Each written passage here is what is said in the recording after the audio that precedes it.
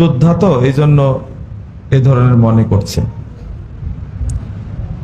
আর এই সময়ে বিষয়টা বলার দরকার, ইরানের যারা রাফেজি শিয়া তারা আল্লাহ রাসূলের স্ত্রীদেরকে, সাহাবীদেরকে, তাবেঈদেরকে কাফের বলে থাকে এবং অভিশাপ দেয় তারা সব সময়। তার মধ্যে এদের লিডার হলো যে মরে গেছে বোমা হামলায়, আয়াতুশ শয়তান, এ একজন। আল্লাহর কাছে দোয়া করি, দুই কুত্তায় মারামারি লাগছে, আল্লাহ যেন দুইটাকে ধ্বংস করে, বলেন আমিন।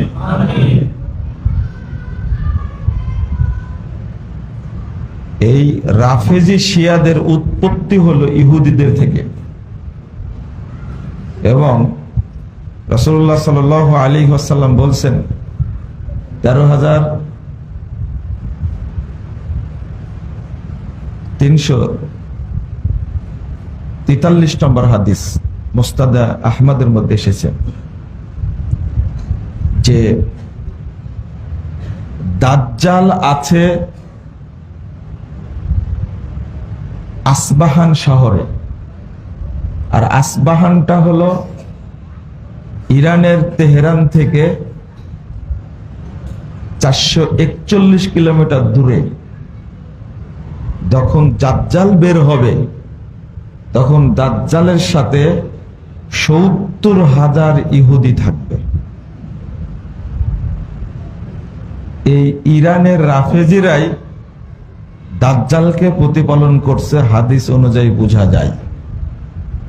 আর এরাই মধ্যপ্রাচ্যের সুন্নিদেরকে, কোটি কোটি সুন্নি মুসলিমকে এরা হত্যা করেছে।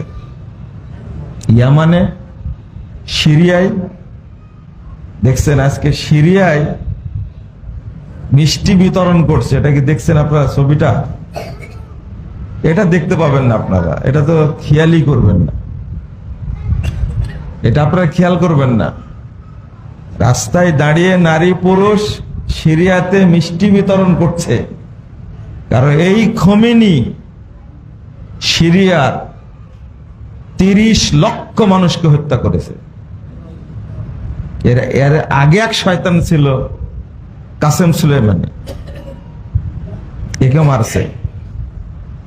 আমি কথাগুলো বলছি আপনাদের মনের বিরুদ্ধে যাচ্ছে, বলার পরেও বলছি যে একজন সাহাবীকে গালি দিবে আর